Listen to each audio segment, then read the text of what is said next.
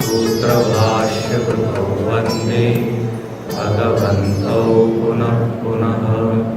समस्तजनकल्याणे निरतं करुणामयं नमामि चिन्मयं देवं सद्गुरुं ब्रह्मविद्वरम्। ॐ सहना भवतु सहनौ भुनक्तु सह वीर्यं करवावहै तेजस्विनावधीतमस्तु मा विद्विषावहै। ॐ शान्ति शान्ति शान्तिः।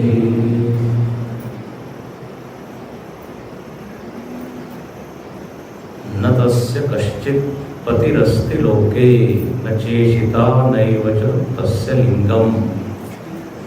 9वें मंत्र में श्रुति ने परमात्मा का वर्णन किया और कहा जो अकारण है, अकारण मतलब अजन्मा है, मतलब वो कहीं से आया नहीं और वह व्यापक है, सूक्ष्म है, परम है। अलग अलग शब्दों से व्याख्या की। इस उपनिषद को यदि पढ़े तो लगता यह है कि ऋषि जो है वो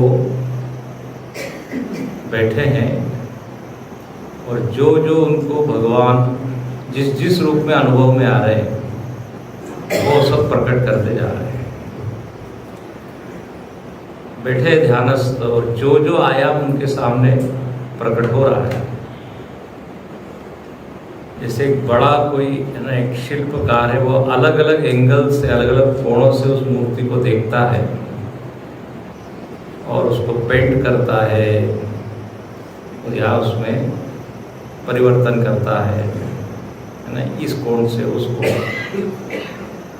चित्रकार भी जैसे चित्र बनाता है, ऐसे ये शब्द चित्र है परमात्मा। अलग अलग दृष्टि से भगवान का चित्रण। पूरे उपनिषद में एक ही विषय है, देव।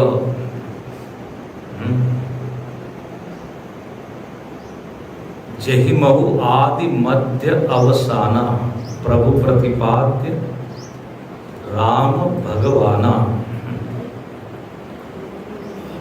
नाना भांति मुनि ने जो गाई। बोले मुनियों ने, ऋषियों ने भगवान की कथा अलग अलग ढंग से गाई। कथाएं अलग है, लीलाएं अलग है, लेकिन महिमा सब में उसी एक परमात्मा की। तो आदि मध्य अवसान एक ही प्रतिपाद्य है। ऐसा नहीं कि थोड़ी देर जीव की महिमा फिर संसार की महिमा। और इन मंत्रों को पढ़कर यही मतलब श्रुति माता का प्रयत्न है कि हमारी वृत्ति सतत ब्रह्माकार बनी रहे, भगवताकार बनी रहे। लेकिन शब्द ही माध्यम है और कोई दूसरा साधन नहीं है। तो अलग अलग शब्दों के द्वारा उस परब्रह्म का चित्रण यहाँ पे ऋषि करते हैं और उनको मजा आ रहा है, मस्ती में अपने भूले जा रहे हैं। परमात्मा ऐसा है, ऐसा है, ऐसा। जैसे एक संगीतकार एक ही राग को कितनी देर तक गाता है, तो संगीत वाले उनको जानते होंगे। 7 स्वर में इसे मगन हो जाते हैं, रात रात भर महफिल चलती है। 7 स्वर। जिसको उसका रस मालूम नहीं है वो आश्चर्य व्यक्त करता है, हो क्या गया है।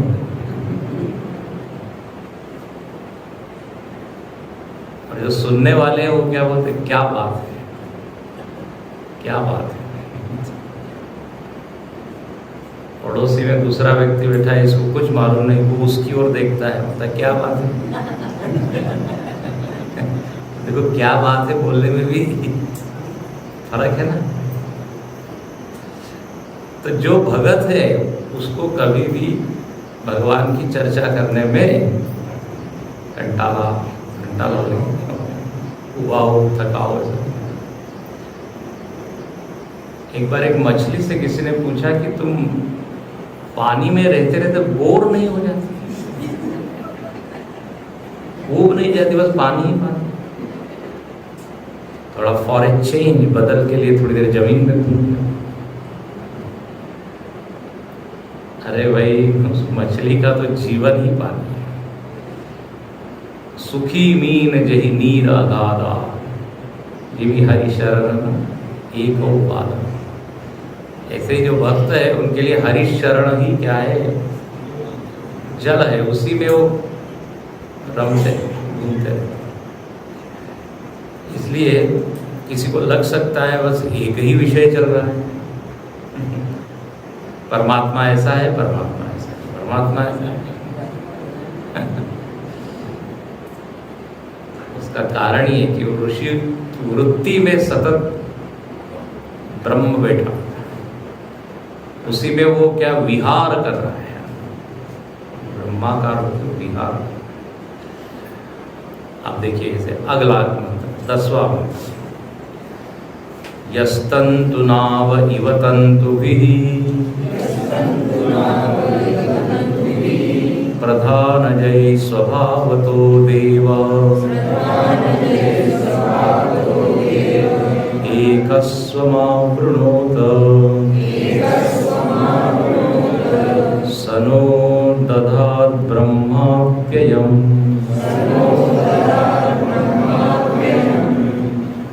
अब यहाँ पे ऋषि को लगता है कि भगवान आप कैसे हैं?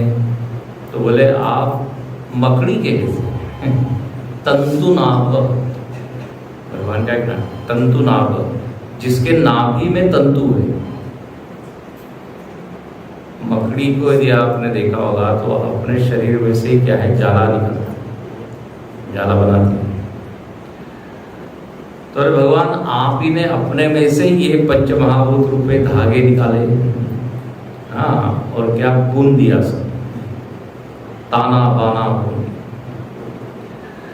लेकिन एक बात ये हो गई, आपने ये बनाया तो सही, लेकिन अब उसमें आप छिप गए। आवृणोत, स्वयं बना के तंतुओं से मकड़ी के समान एकमात्र देव ने स्वभावतः अपने स्वभाव से उसको बनाया। अब इतने नाम रूप आकार सब बना दिए, अब उसमें हम आपको देख नहीं पा रहे हैं। अच्छा, और ये सब कहाँ से बने? तो कहते प्रधान जयी। देखो एक शब्द है प्रधान जयी।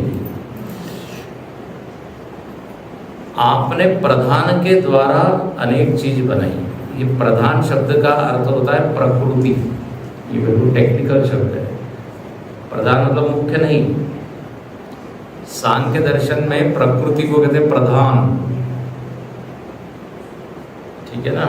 ये पंचायत वाला प्रधान नहीं है, प्रधान जी। ये बिल्कुल शास्त्रीय पारिभाषिक शब्द है। तो प्रकृति से बने हुए जितने नाम रूप आकार विविध चीजें हैं, प्रकृति के जितने कार्य है, इफेक्ट है, उसमें क्या हो गए? आप छिप गए, अपने आप को आवृत्त कर लिया आपने। अब हम आपको पहचान नहीं पा रहे हैं।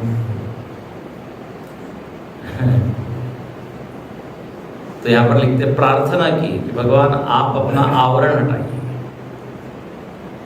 और आप हमसे एक रूप हो जाइए, हम आपको पहचान पाए, एक ही भाव प्रदान करे।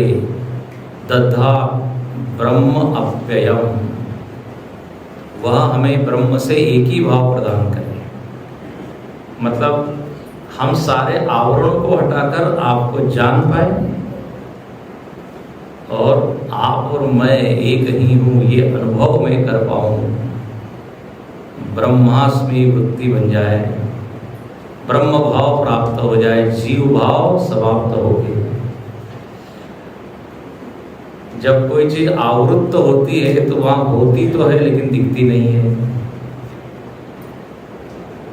जैसे जब अंधेरा हो जाता है तो अंधेरा क्या करता है, आवरण डाल देता है, वस्तु का नाश नहीं करता। जब इस हॉल में सारी लाइट बंद कर दी जाएगी तो एक भी कुर्सी दिखाई नहीं देगी, लेकिन अंधेरे ने इतना दम नहीं कि वो क्या कर दे, नष्ट कर दे। केवल एक पर्दा। ये अज्ञान भी क्या है, एक आवरण है। इस आवरण के चलते है लेकिन दिख नहीं रहा है, अनुभव नहीं आ रहा। तो बोले आप क्या कीजिए, आवरण हटाइए। ईशावास्य उपनिषद में भी आता है, सूर्य देव से प्रार्थना करते हैं, हिरण्मयेन पात्रेण सत्यस्यापि हितं मुखम्। आपके चमक के कारण हम आपको नहीं देख पा रहे हैं। जैसे वो कल्पना कर रहा है कि सूर्य के भीतर परमात्मा है, सूर्य में इतना तेज है कि हम आंखें चौंध दिया जाती है। तो बोले आप अपने किरणों को समेट लीजिए तो हम आपको देख पाएंगे। ऐसा बड़ा काव्यात्मक पोएटिक वर्ड। तो यहाँ पर भी वही प्रार्थना है। प्रार्थना में बड़ा बल है, दम है। प्रेम से प्रार्थना की जाए, भाव से की जाए तो सफलता मिलती है। तो इस तरह आप यहाँ दो बात कही, आप से ही मकड़ी के समान जैसे पूरा जाला निकलता है वैसे जगत निकला है, और दूसरा उस जगत में आप आवृत हो। जैसे अपने भीतर आप देखिए पंचकोश का आवरण है, आपको बताया था। इस पंचकोश के आवरण से हम अपने आप को या तो शरीर मानते हैं, या मन मानते हैं, या बुद्धि मानते हैं, या प्राण मानते हैं। आत्म तत्व तक जा ही नहीं पाते। ये बीच में इतने आवरण है, बाधाएं हैं, अड़चनें।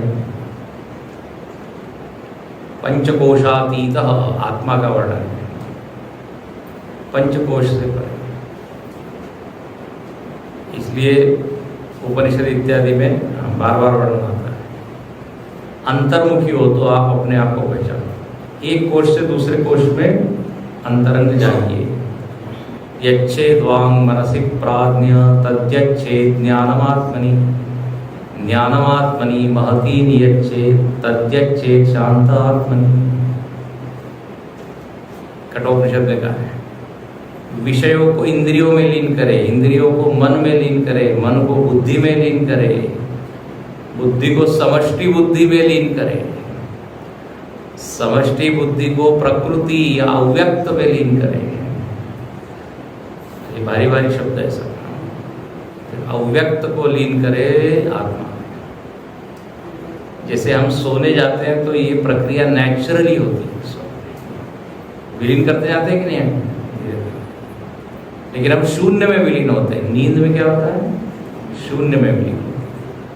समाधि में हम आत्मा में विलीन होते हैं। ये फर्क है। तो आप जब उपनिषद पढ़ेंगे तो ये सब उसमें आता है, लय चिंतन। अब यहाँ फिर आगे कहते हैं कि वही देव, अब देव तो जो है हर मंत्र में बैठा हुआ है, एक भी मंत्र बिना देव के नहीं। एको देव सर्वभूतेषु गूढ़ः, सर्वव्यापी सर्वभूतान्तरात्मा, कर्माध्यक्षः सर्वभूतादिवासः, साक्षी चेता केवलो निर्गुणश्च, साक्षी चेता केवलो निर्गुणश्च।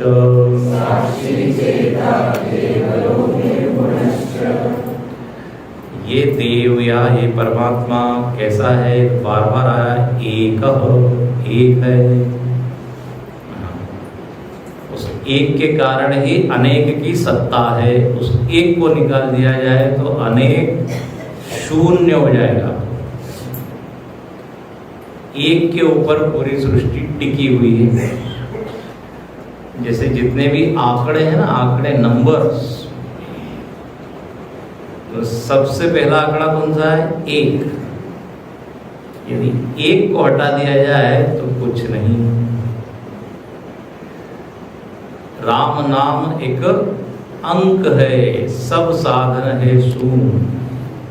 अंक गए कछु हाथ नहीं, वही शून्य के शून्य।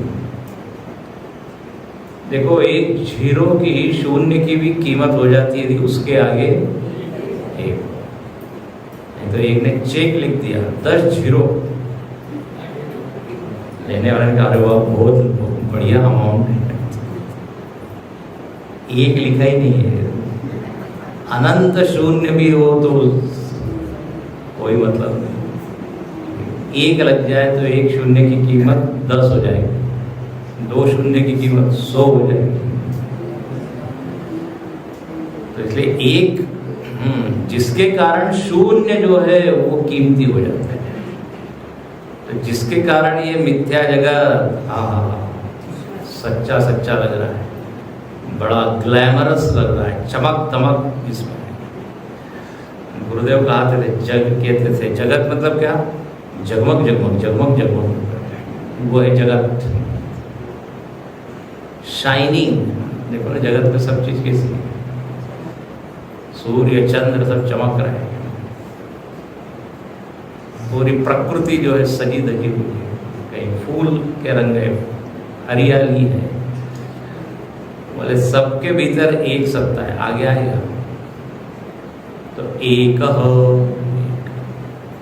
एकमेवा द्वितीय, एक शब्द और आता है। एक कभी कभी क्या आता है? अद्वितीय, एकम एव अद्वितीय, 3 शब्द है।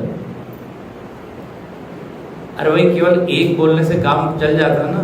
नहीं, पक्का करते हैं। एक है, एक ही है, एकम एव। बोले ठीक है, फिर अद्वितीय, दूसरा नहीं है।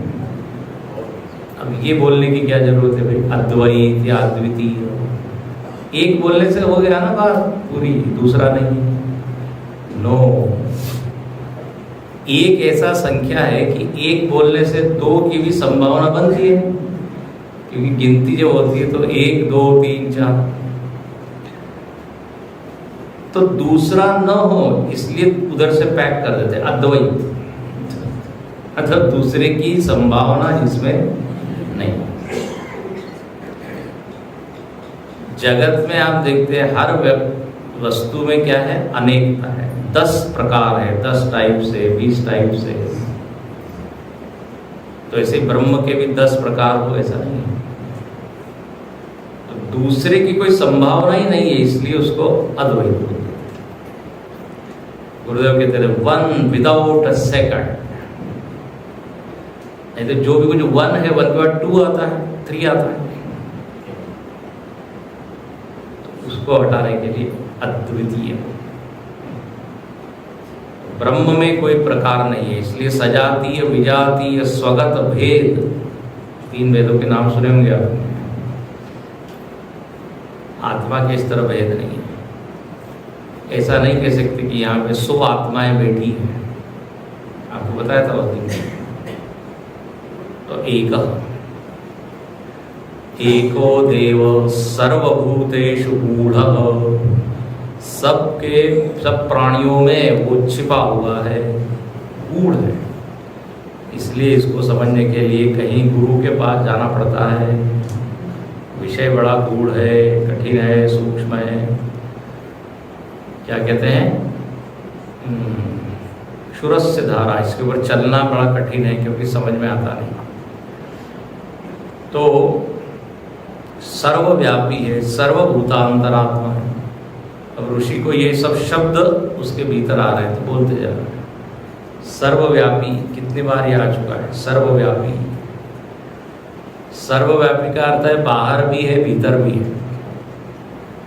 भीतर अंतःकरण के भीतर जितनी वृत्तियां उठ रही है वो उसी में से उठ रही है। इसलिए केनोपनिषद में कहा परमात्मा को देखना हो तो वृत्ति में जाइए आप। प्रतिबोध विदितम मतम अमृतत्वम ही विंदते। हर वृत्ति के पीछे वो बैठा हुआ है। वृत्ति कहाँ से उठ रही है, वृत्ति कहाँ लीन हो रही है, ये देखिए। और एक वृत्ति शांत हो गई, उसके बाद दूसरी वृत्ति उठ रही है, उसके बीच में क्या है? बोले ये उसका एड्रेस है, चैतन्य का सूक्ष्म है। ध्यान में यही तो होता है। वृत्ति को कहा गया द्वार है, आत्मा का द्वार। शरीर पहले, तो पहला दरवाजा शरीर है, इसलिए ध्यान में बार बार कहते हैं कि पहले अपना ध्यान कहाँ लेके आइए, शरीर। नहीं तो प्रायः हमारा ध्यान शरीर से कम 100 किलोमीटर दूर होता है, दूर होता है ना। पहले क्या है? शरीर, फिर देखिए वृत्ति, फिर देखिए वृत्ति का अधिष्ठान। तो यही मिलेगा। जैसे पीछे आया था हृदयस्थ, गुरुजी ने बड़ा अच्छा लिखा कि बड़े बड़े जो लोग होते हैं ना, उनसे मिलना बड़ा कठिन होता है। अपॉइंटमेंट लो, ये लो, लेकिन इतना बड़ा परमात्मा बिल्कुल अपने पास में बैठा हुआ है। बोलता है मैं अवेलेबल हूँ, जस्ट अंदर देखो, ज्यादा कुछ करने की जरूरत नहीं। दिल के आईने में है तस्वीरें याद, जब झुका ली, देख ली तस्वीर। गर्दन झुकाने की, गर्दन झुकाना मतलब अंतर्मुखी होना, गर्दन झुकाना मतलब सोना नहीं। एक व्यक्ति से पूछा ये क्या हो रहा है? बोले मैं अंतर्मुखी हो रहा, मुख अंदर की ओर डाला है। तो दिल के आईने में है तस्वीर, हृदय में ही बैठा हुआ है। गर्दन झुकाना मतलब मन को भीतर की ओर। तो हृदयस्थ है, इसका कहने का बार बार अभिप्राय यही है कि वो भले ही अनंत है, व्यापक है, इतना महान है, लेकिन अवेलेबल है, उपलब्ध है। इसलिए महाराज जी कहते थे न देरी है न दूरी है। भगवत प्राप्ति में न देरी है कि आज नहीं है भाई, अभी 10 दिन के बाद मिलेगा वो। न दूरी है कि 1000 किलोमीटर दूर वो बैठा है कहीं, जब जाएंगे तब मिलेंगे। न देरी है न दूरी। वो कहते थे भगवान की प्राप्ति में कितना समय है? बोले जितना समय एक हिंदू व्यक्ति को मनुष्य बनने में लगेगा। एक हिंदू व्यक्ति, उसको मनुष्य बनने में कितना टाइम लगेगा? अपने हिंदुत्व का अभिमान छोड़ दे तो वो मनुष्य। केवल अपनी वृत्ति को छोड़ने की बात है, जीव भाव छोड़ा नहीं कि आप ब्रह्म हैं। ये ब्रह्म ज्ञान ऐसा है, बहुत आसान भी और बहुत कठिन भी है, एक ही साथ दोनों है। इसीलिए उसको आश्चर्य कहा है, जानते हैं आप? आगे देखिए आएगा तो सर्व भूतांतरात्मा, सबके अंतरंग में बैठा हुआ है। कर्माध्यक्ष सर्वभूतादिवास, भगवान का एक नाम है कर्माध्यक्ष।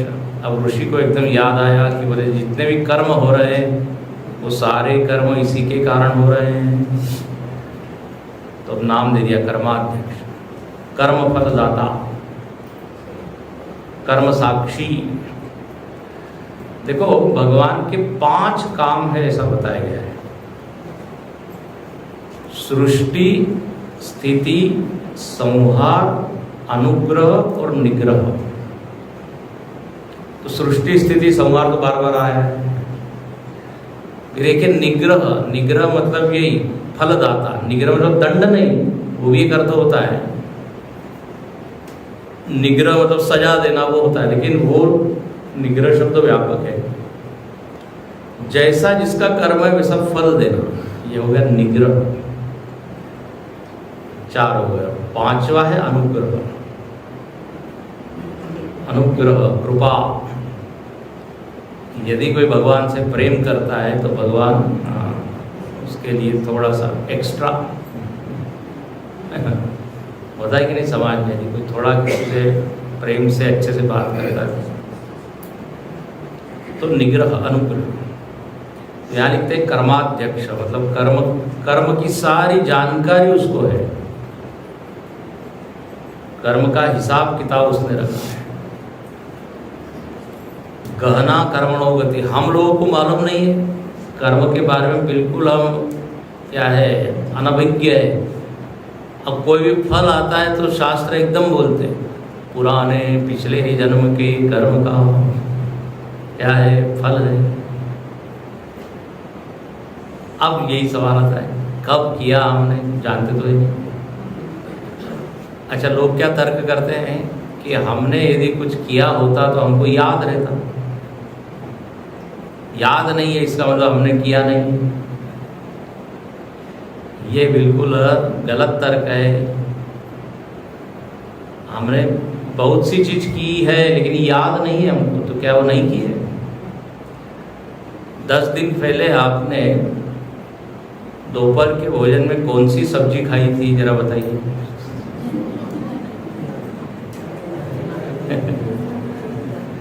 अब चूंकि याद नहीं आ रहा इसलिए आपने खाई नहीं, ऐसा होगा क्या?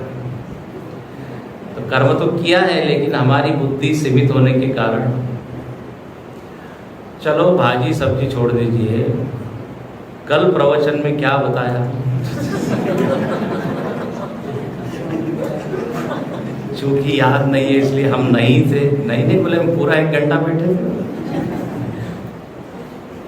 आप स्मृति को ही प्रमाण बता रहे हैं ना, स्मृति है तो है, आप स्मृति नहीं मतलब आप नहीं थे, ऐसा नहीं होता। तो अनंत जन्मों के कर्म हमने किए, अब फल आता है तब हम अरे ये कहाँ से आ रहा है, क्यों आ रहा है, मालूम नहीं कौन से जन्म का फूटा कर्म। कर्म प्रधान विश्व करी राखा, जो जस करे तस फल चाखा। भगवान जो है सुपर कंप्यूटर है, उनके पास इतनी फाइल है अनंत जीवों की, उनकी जो मेमोरी है ना वो फुल नहीं होती कभी, याद रखना। हम लोग बहुत ज़्यादा डेटा फीड कर देते हैं तो क्या मेमोरी फुल हो जाती है। तो ऐसे भगवान कर्माध्यक्ष है, सर्वभूतादिवासः, समस्त प्राणियों में जो बसा हुआ है, ऐसा कोई प्राणी नहीं जिसमें वो नहीं है। अलग अलग ढंग से वो काम कर रहा है अलग अलग प्राणियों में। अच्छा, और कैसा है? साक्षी चेता, देखो कितने कितने नाम हैं। साक्षी है, साक्षी शब्द का अर्थ होता है साक्षात ईक्षते, साधनम बिना, बिना साधन के जो डायरेक्ट देखे, सीधा देखे, उसको कहते साक्षी।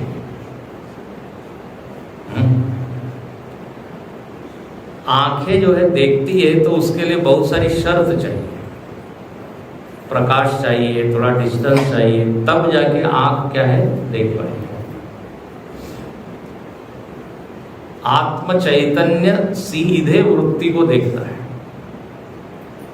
जो भी मन में विचार सब आ रहे हैं, आत्मा उसको क्या करता है? प्रकाश। लाइट की जरूरत नहीं है उसको। मन में जो विचार आ रहे हैं आप अंधेरे में भी देख रहे हैं कि नहीं, जान रहे हैं कि नहीं, प्रकाशित कर रहे हैं कि नहीं? बोले नहीं, लाइट लगाओ तब मैं विचारों को देखूंगा, जानूंगा। विचारों का साक्षी है, बिना साधन के जान रहा है। अच्छा, साक्षी शब्द का एक और अर्थ होता है कि जो दृश्य में आसक्त नहीं होता,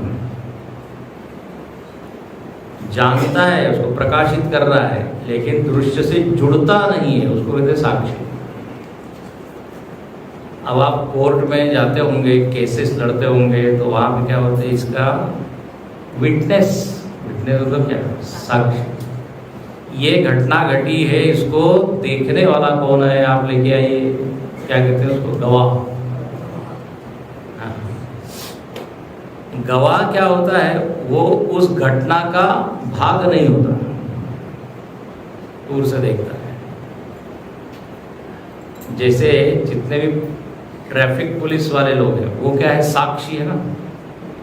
कितनी गाड़ियां आई, कितनी गाड़ियां, वो एक जगह खड़े होके देखते हैं, वही बता सकते हैं कौन कौन सी गाड़ियां गई। लेकिन कभी कभी वो साक्षी नहीं होते, भोक्ता हो जाते हैं। भोक्ता मतलब उस दृश्य के साथ जुड़ जाना, उसका आनंद लेना, उसको तो भोक्ता। तो अब ट्रैफिक पुलिस खड़ा है लेकिन अब उसको पैसा चाहिए, तो फिर वहां से हट जाएगा वो। तो अब वो उस गाड़ी के साथ जुड़ गया कि नहीं। अब उतनी देर में जितनी गाड़ियां गई उसका उसको ज्ञान नहीं हुआ। गुरुदेव कहा करते थे थॉट परेड, अपने भीतर जो है थॉट्स की परेड चल। 26 जनवरी को राष्ट्रपति एक एक बटालियन आ रही है जा रही है। कई बार दया आती, उनके हाथ रुकते होंगे कितनी देर तक। तो वो क्या होता है, साक्षी होता है, उसमें आसक्त नहीं होता, उसमें इन्वॉल्व नहीं होता, उससे अप्रभावित नहीं होता, असंग रहना, ये साक्षी का स्वभाव है। कई लोग जो है ना सत्संग में भी साक्षी भाव से बैठते हैं। प्रवचन चल रहा है, मुझ पर कोई प्रभाव नहीं, कुछ तो भी चल रहा है, इसका साक्षी, क्लास हुई साक्षी हुई। यहाँ बिल्कुल मत लगाइए साक्षी भाव, यहाँ भोक्ता बनिए, आसक्त होइए, विचारों से जुड़िए। यहाँ परमात्मा का है स्वरूप साक्षी। चाहे अच्छे विचार आए बुरे विचार आए, साक्षी उसको निकालता नहीं है, न डरता है न उससे लड़ता है। आने दो आने दो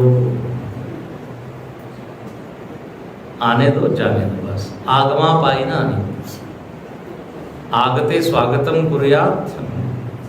हाँ, कहते आने वाले का वो स्वागत करता है, जाने वाले से को रोकता नहीं है कि नहीं, विचार जा रहे हैं जा रहे हैं, लेकिन वह जान लेता है ये विचार आया था, बस। तो साक्षी चेता, चेतन है, और केवल निर्गुणश्च, केवल है।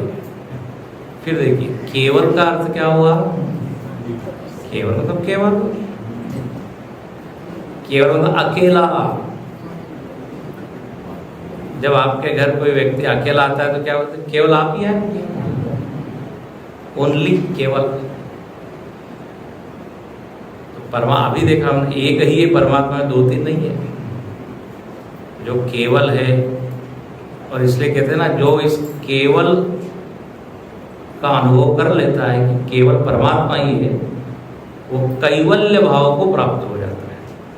उसको कहते हैं केवल कैवल्य, केवलस्य भाव कैवल्य। एक उपनिषद का नाम भी क्या है, कैवल्य। तो कैवल्य मतलब मुक्ति, ये तो केवल निर्गुणश्च, निर्गुण है, सत्वादि गुण रहित, ऐसा ये परमात्मा। फिर आगे कहते हैं एको वशी निष्क्रियाणां बहूनां, एकं बीजं बहुधा यः करोति, तमात्मस्थं येन पश्यन्ति धीराः, तेषां सुखं शाश्वतं नेतरेषां, तेषां सुखं शाश्वतं नेतरेषां।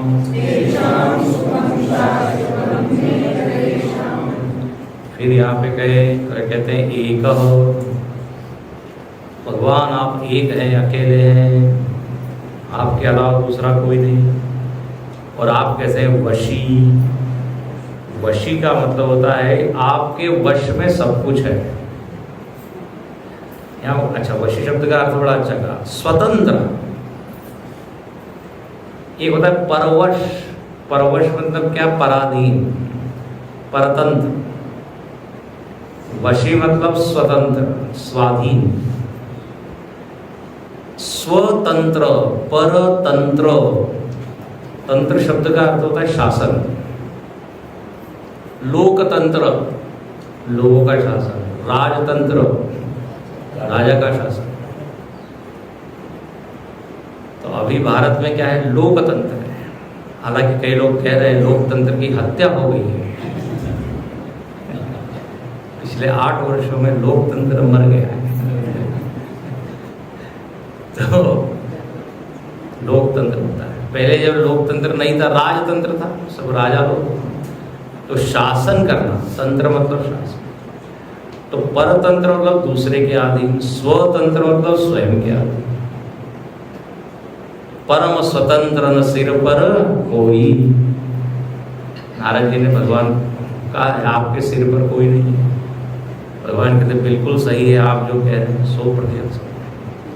वशी, उसके वश में पूरा जगत है, लेकिन वह स्वतंत्र है।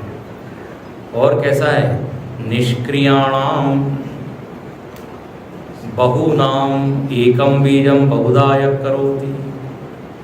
बोले वह परमात्मा एक बीज को क्या कर देता है, अनेक रूप में बना देता है। एक से अनेक बनाने की कला परमात्मा में है। देखिए हम लोग एक बीज बोते हैं,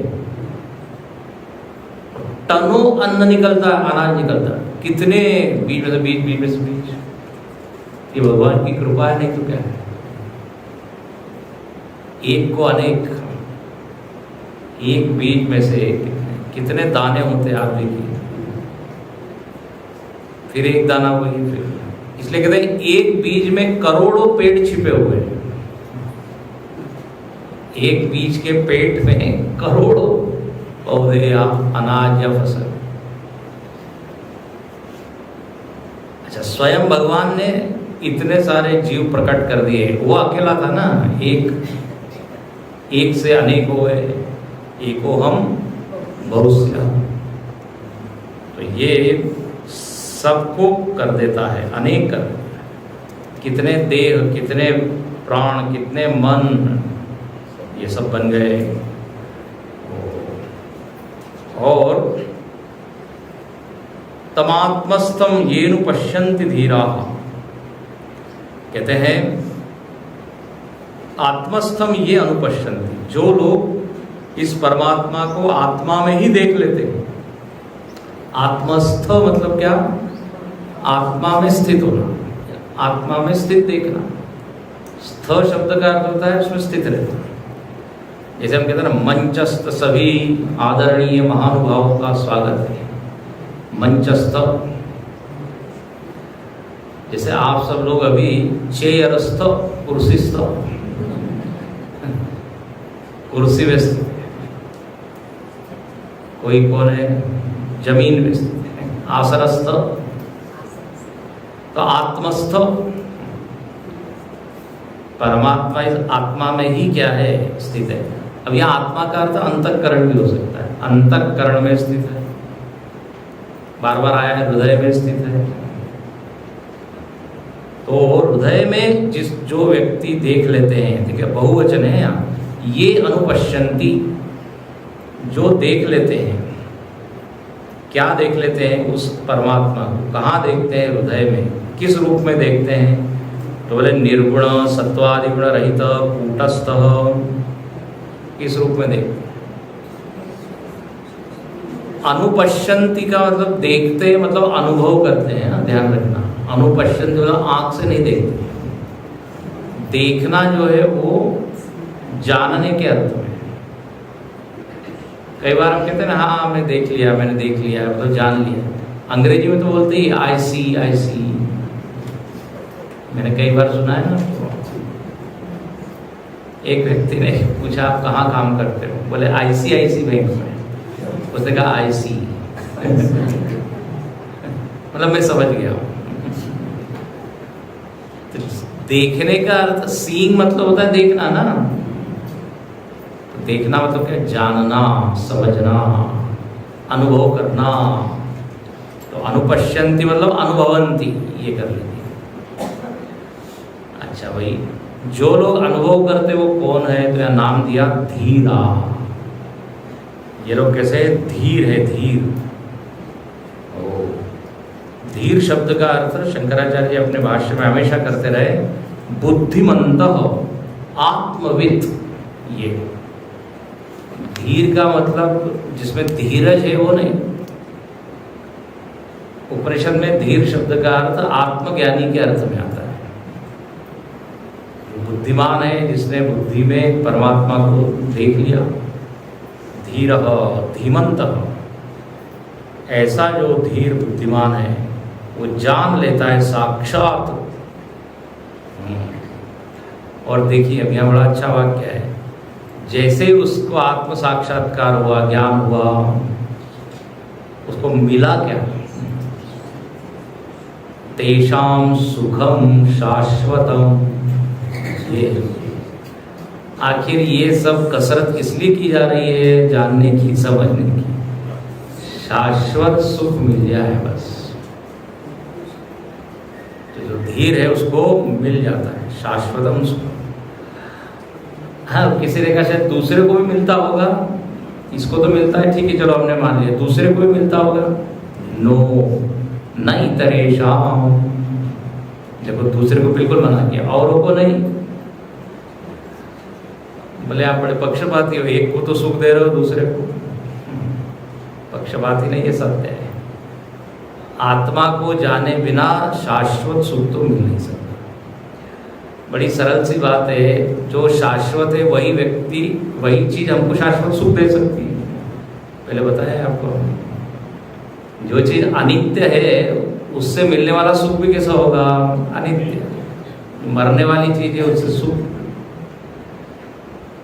वस्तु मर जाती है तो सुख मर गया, वस्तु चली गई तो हमारा सुख चला गया। व्यक्ति में सुख है, व्यक्ति चले गया अमेरिका और सुख भी चला गया अमेरिका। तो जो विषय है उसके अनुसार सुख मिलेगा ना। तो कहते शाश्वतम सुखम, यदि शाश्वत आत्मा को जानो। नहीं तरेशाम, दूसरे लोग जानते नहीं है, उनको नहीं मिलता।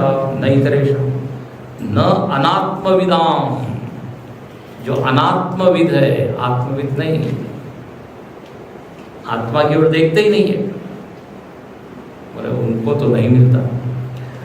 अच्छा, उपनिषद जो है ना, ऐसे लोगों को बड़ी नाराज होती है। ऐसे लोग तो आत्मा को नहीं जानते ना, बोले ये लोग आत्महत्यारे हैं। लोग ऐसा बोला है, जेके चात्म हनो जना। आत्महत्यारे क्यों बोल रहे हैं? नहीं जाना तो अब इतना बड़ा उनको आप अपराधी बोल रहे हो। आत्महत्या तो हम क्या कहते हैं? हम जो जानते हैं, जो अपने आप को मार ले। अध्यात्म में आत्महत्या का अर्थ होता है आत्मा की ओर उन्मुख न होना। देखिए ऐसा है, हत्या मतलब क्या? आप किसी के अस्तित्व को मना कर रहे हैं, निषेध कर रहे हैं। तो जो व्यक्ति आत्मा की ओर नहीं देख रहा है, तो मानो कि उसने क्या कर दिया? आत्मा को मार ही दिया, क्योंकि आत्मा को मान सम्मान नहीं देना। महाभारत इत्यादि में कहा है, किसी बड़े व्यक्ति को आपने उसकी उपेक्षा कर दी, उसका अपमान कर दिया, तो आपने क्या कर दी? हाँ, हत्या कर दी। वो युधिष्ठिर और अर्जुन का वो संवाद है। अर्जुन ने एक बार प्रतिज्ञा कर ली कि जो मेरे गांडीव धनुष का अपमान करेगा उसको तो मैं मार ही दूंगा। एक बार ऐसा कुछ छोटा मोटा युद्ध था, उसमें अर्जुन पराजित हो गए। तो युधिष्ठिर जो है ना, वो बड़ी निंदा करने लगे, अरे तुम्हारे गांडीव धनुष में कोई दम नहीं है, धिक्कार है।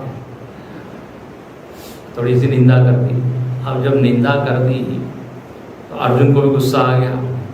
तो अर्जुन ने बड़े भाई को कुछ कुछ बोलना शुरू कर दिया, थोड़ा अपमान कर दिया। और अंत में कहा कि अब हमारी प्रतिज्ञा तो आपने सुनी है कि जो गांडीव धनुष को का क्या निंदा या अपमान करेगा उसको मरने के लिए हम तैयार हो जाएंगे। तभी वहां मुस्कुराते हुए कृष्ण भगवान, कृष्ण तो सब में से निकाल लेते ना कहीं, बोले अर्जुन तुमने युधिष्ठिर को मार दिया है, मारने की जरूरत नहीं है, क्योंकि इतनी देर जो आपने शब्द बाण चलाया है ना, हाँ, बड़े व्यक्ति को मारना मतलब अस्त्र शस्त्र से नहीं, हाँ, शब्द से भी यदि आपने घायल कर दिया तो वो मृत्यु। तो बड़े व्यक्ति की उपेक्षा करना या उसके ऊपर ध्यान नहीं देना यह हत्या है, इसलिए कहा है आत्महत्या। रामायण में भी आता है, आत्मा हन गति जाई। तो ये मैंने क्यों कहा कि जो अनात्मविद है आत्मा को महत्व ही नहीं देते, अनात्मा की ओर तो खूब ध्यान है उनका, खूब उसको सजा रहे हैं, लेकिन आत्मा की ओर ध्यान। इसी को गीता में लिखा है कि जो लोग ज्ञानी लोग हैं वो रात में जागते हैं और दिन में सोते हैं। मालूम उसका अर्थ क्या है? जो रात में जागते हैं और अज्ञानी लोग जब सोते हैं तब वो जागते हैं, ज्ञानी लोग, और ज्ञानी लोग जब सोते हैं तो अज्ञानी जागते हैं। क्या समझ में नहीं है? हाँ, या दिशा सर्वभूता तस्याम जागृति। नहीं, मतलब इसका अर्थ क्या है?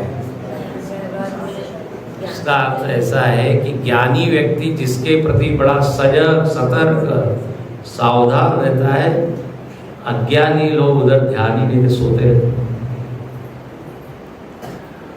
और अज्ञानी लोग जिसको बड़ा महत्वपूर्ण मानते हैं, कौन सा ड्रेस पहना है और कहाँ जाना है और ये आया है कि वो हुआ है, इतनी बारीकी से जिस चीज को देखते हैं, ज्ञानी जरा भी महत्व देता है ना। दो सिरे,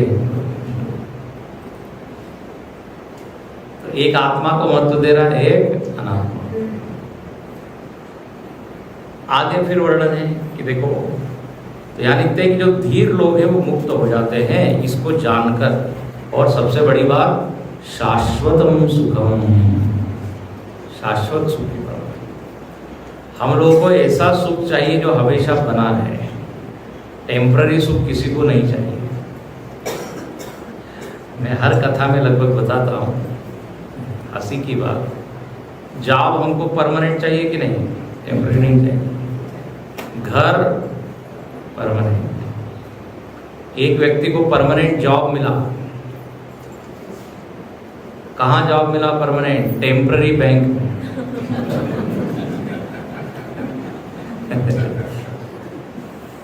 बैंक की टेम्पररी, आज से परमानेंट 2 दिन की बात। ये जगत जो है ना टेम्पररी बैंक है, आप ऐसा समझिए, और इसमें हम परमानेंट जॉब ढूंढ रहे हैं।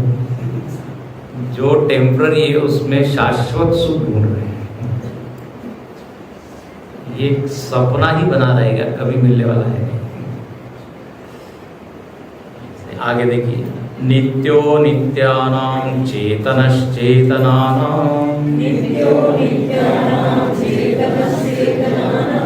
एको बहूनां यो विदधाति कामान्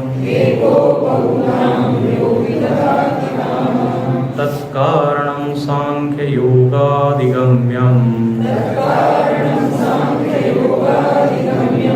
ज्ञात्वा देवं मुच्यते सर्वपाशैः। ज्ञात्वा देवं मुच्यते सर्वपाशैः।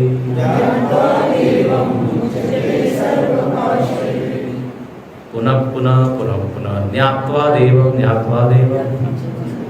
अब ये लाइन तो अब आपको याद हो ही जानी चाहिए। यदि घर में कोई पूछे क्या सीखा, तो ये लाइन बोल दीजिए, ज्ञात्वा देवं। देव को जानकर ही मुक्ति मिलती है। अच्छा, अब ये देव कैसा है? तो फिर वर्णन, नित्यो नित्यानां, बोले सारे नित्यों में जो नित्य है, सारे नित्यों में मतलब सारे जीवों में। सारे जीव देखिए नित्य है, ईश्वर अंश जीव अविनाशी। जीव मरता नहीं है, जीव केवल एक शरीर से दूसरे शरीर में जाता है। तो बोले इन सारे जीवों में जो चैतन्य है वो नित्य है। ऐसा कर लीजिए कि सारे नित्य जीवों को नित्य बनाने वाला कौन है? बोले चेतन। चेतन ही उन जीवों में बैठा हुआ है जिसके कारण वो जी रहा है। तो जीवानाम, नित्यानाम का अर्थ क्या हुआ? जीवानाम। जीवानाम मध्ये तन नित्यत्वेन तेषामपि नित्यत्वम इति अभिप्राय। आत्मा के नित्यत्व से जीव में भी क्या आ गई? नित्यता। जैसे आपने गर्म क्या कहते हैं आग के ऊपर पानी रखा, ठंडा पानी, तो क्या होगा? अग्नि की गर्माहट से उसमें भी गर्म, उसकी नहीं है, उसने उधार ली है गर्मी।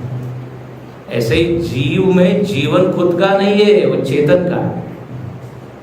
नित्यता खुद की नहीं है, चेतना की। नित्य चेतन जीव में बैठा हुआ है, तो जीव को क्या बना दिया उसने? नित्य। तो नित्यो नित्यानाम, देखो आगे भी आ गया, चेतनश चेतनानाम। जितने भी ये चेतन प्राणी है, सजीव प्राणी है, उन सजीव प्राणियों में वह चेतन बैठा हुआ है। उसके कारण वो भी क्या हो गए? चेतन हो गए, चिन्मय हो गए। वह जीव तो अनेक है, देखिए फिर जीवा नाम, चेतना नाम, लेकिन चेतन एक है। इसलिए क्या शब्द दिया? चेतनश चेतना। जीव अनेक होने से चेतन अनेक नहीं होते। जैसे बिजली भी कह सकती है ना, उपकरणानाम, सारे उपकरणों में मैं ही बैठी हूं। फिर कहते हैं एको बहुनाम यो विदधाति कामा। ये परमात्मा क्या करता है? अकेला ही बहुतों को भोग प्रदान करता है। कामान विदधाति, सबको उसके इसके हिस्से का भोग दे देता है। देखो सब लोगों को एक एक मानो की पैकेट मिला हुआ है सुख का। सब लोगों को थोड़ा थोड़ा सुख का पैकेट दिया हुआ है। जिसकी जैसी कर्म पूंजी है, पुण्य पूंजी, तदनुसार भोग दिए। अच्छा, भोग में फिर दोनों होते हैं ना, सुख और दुख। भोग दो प्रकार के होते हैं, सुखद भोग, दुखद भोग। तो एक एक पैकेट सबको पकड़ा दिया, थोड़ा थोड़ा सुख, थोड़ा थोड़ा। अच्छा, एक मजे की बात होती है, हमको क्या लगता है हमारा दुख बहुत ज्यादा है, दूसरे का दुख तो कम है। हमको भगवान ने जरा बड़ा पैकेट दिया दुख। अपना दुख तो बड़ा भारी लगता है, दूसरे का दुख कुछ नहीं लगता। थोड़ा फिर एक्सचेंज कर लीजिए, तब मालूम पड़ जाए। वैसा ही हुआ, भगवान से किसी ने तकरार तो शिकायत, अरे हमको तो ऐसा दुख दिया, हमको देखो दूसरे को कम है, दूसरे का दुख, वो तो अच्छा दुख है उसका। तो भगवान ने ऐसा कहा कि आप सब लोग अपने अपने दुख की एक पोटली बनाइए और एक पेड़ के ऊपर टांग दीजिए, ठीक है? और दूसरे दिन जाइए और कोई भी पोटली ले लीजिए, एक्सचेंज हो जाएगा ना, अपनी पोटली मत लेना।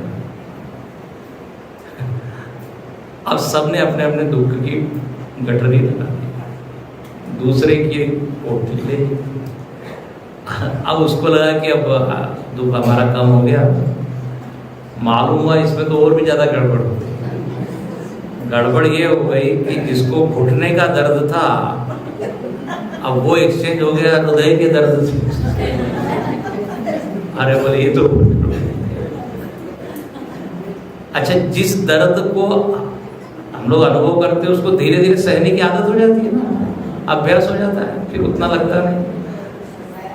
अब घुटने का दर्द हो गया, सिर दर्द, अब कभी सिर दर्द हुआ नहीं, उसको इतना भारी लगा। ये कितना अच्छा उदाहरण है। तो सब लोगों ने कहा भगवान हमारा वाले वापस दे दीजिए उनको।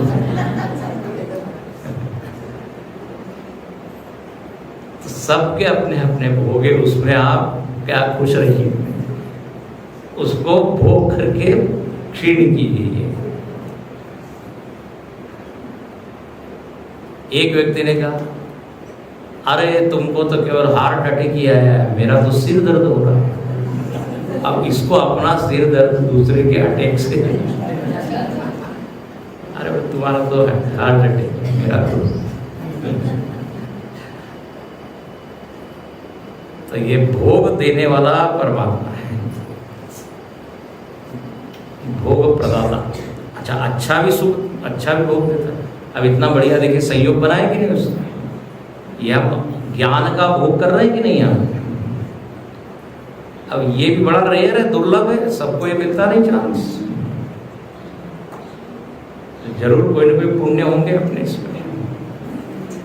तो यो विदधाति कामा, और फिर कहते हैं तत्कारणम सांख्य योग अधिगम्यम। अधिगम्य, अधिगम्य मतलब ज्ञातव्य। ये सांख्य योग के द्वारा जानने योग्य है। सांख्य योग मतलब ज्ञान योग। भगवत गीता का जो दूसरा अध्याय है उसका नाम क्या है? सांख्य योग। और वहाँ सांख्य मतलब आत्मज्ञान, ज्ञान योग। एक सांख्य दर्शन है वो अलग है, वो प्रकृति पुरुष वाला वो अलग है, कपिल मुनि ने जिसका प्रतिपादन किया। सांख्य योग मतलब ज्ञान योग।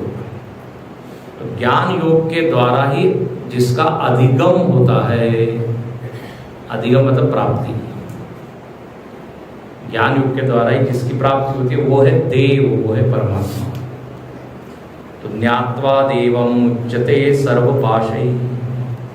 इस ज्ञान योग के द्वारा जानकर वह साधक मुक्त हो जाता है। सर्वपाशै ही मुच्यते, बंधनों से मुक्त हो जाता है। अब यहाँ पे ये भी जानना चाहिए, बंधन बंधन बार बार आ रहा है, बंधनों से मुक्त। बोले हमको तो किसने बांधा नहीं है, कोई रस्सी है, कोई चेन है, बंधे क्या? लेकिन हम लोग बहुत बंधे हुए। ममता तरुण तमी अंधियारी, सबके ममता ताग बटोरी, मम पद मन ही बांधी भर डोरी। ये ममता के धागे बहुत बिखरे हुए हैं और उससे हम बंधे हुए हैं। ये मेरा है, ये मेरा है, ये मेरा है, ये बंधन है। बंधन की शुरुआत शरीर से, बंध बंध। महाराज जी ने अच्छा लिखा, बंधन मतलब दो चीजों उसमें से हम जुड़े हुए, बंधे। बंधु धन धन, बंधु प्लस धन इज इक्वल टू बंधन। समझ में आया? बंधु मतलब सारे नाते रिश्ते और दूसरा धन संपत्ति जमीन घर। बंधन में दो चीजें, बंधु और धन। तो महाराज जी ने किस्सा सुनाया, बोले ये बंधन सब चीज को बनाया ना तो सब लोग लेने लगे, हमको ये चाहिए, ये चाहिए। सुख बनाया तो सब लोगों को सुख चाहिए, विषय बनाया विषय चाहिए। अब बेचारा जो बंधन बनाया, इस जब ये निकला बाजार में, किसी ने उसको लिया ही नहीं। कौन चाहेगा बंधन? तो बंध जो है बड़ा दुखी हुआ, रोते रोते गया भगवान के पास। बोले हमको तो कोई ले ही नहीं रहा। बंधन तो भगवान ने कहा देखो तुम गए, जरा थोड़ा श्रृंगार करके जाना चाहिए, मेकअप करके जाना चाहिए, तब सब लोग तुमको देंगे। अच्छा क्या श्रृंगार करें? तो ऐसा कहते हैं बंध के आगे भगवान ने सम लगा दिया, सम। अब क्या हो गया? संबंध। अब सब लोग कह रहे हैं कोई वो लड़का है क्या, जरा संबंध बनाना है, लड़की है क्या, शादी विवाह। संबंध सबको अच्छा लगता है, लेकिन संबंध के भीतर क्या छिपा हुआ है? बंधन। है कि नहीं? देखो महाराज तो महात्मा का तरीका अपना अलग बता नहीं था। तो ये बंधन मतलब ये अहम मम राग द्वेष इत्यादि बहुत सारी चीजें जिससे हम बंधे हुए, अपनी आदत से बंधे हुए। हाँ, आदत छूटती नहीं, व्यसन इत्यादि हो जाता। धूम्रपान, एक ने कहा कि भाई धूम्रपान छोड़ो। उसने कहा धूम्रपान छोड़ना कोई कठिन बात नहीं है, बड़ी आसान है, 10 बार छोड़ चुका हूं।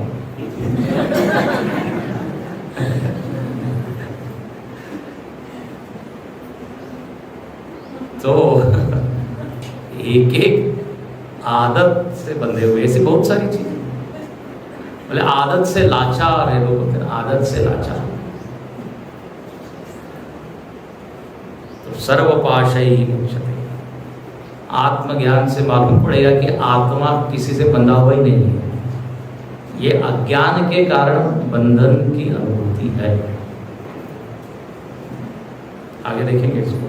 तो मुच्यते सर्वपाश। अब आगे कहते हैं, ये बहुत अगला मंत्र बहुत ही प्रसिद्ध है और चिन्मय मिशन में जो लोग जाते हैं वो तो जानते ही हैं। और आज शायद आप लोग यहाँ भी आरती में बोलते ही हैं। तो इस मंत्र को केवल पढ़ लेते हैं, इसका अर्थ कल सुबह देखेंगे। कल सुबह 2 कक्षा में ये उपनिषद अपनी पूर्ण हो जाएगी। न तत्र सूर्यो भाति न चंद्र तारकम् नीमा विद्युतो भान्ति कुतोऽयमग्निः तमेव भान्तमनुभाति सर्वम् तस्य भासा सर्वमिदं विभाति तस्य भासा सर्वमिदं विभाति।